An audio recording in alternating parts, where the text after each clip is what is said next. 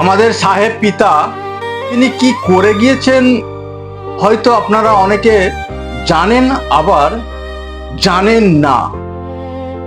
ভারতীয় সংবিধানের প্রথম ধারা, India that is Bharat shall be a union of states, অর্থাৎ ভারত তথা ইন্ডিয়া এই রাজ্য সমূহের সংঘ হইবে। অর্থাৎ এই যে চালাকি করে তিনি ইউনিয়ন শব্দটা যুক্ত করলেন না, এখানেই হলো তার শ্রেষ্ঠত্ব।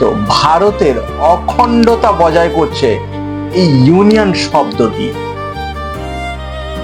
যদি এই ইউনিয়নের পরিবর্তে ফেডারেশন কিংবা যুক্তরাষ্ট্র যোগ করা হতো এই শব্দটি, তাহলে কিন্তু ভারতের টুকরো হওয়ার সম্ভাবনা থাকলেও থাকতে পারত।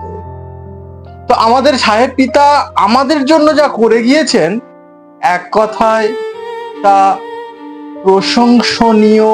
প্রশংসা করলেও তার কম করা হয়।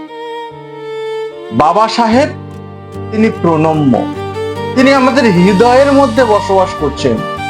তাই তো আমরা বারবার বলি, জয় ভীম, জয় সংবিধান।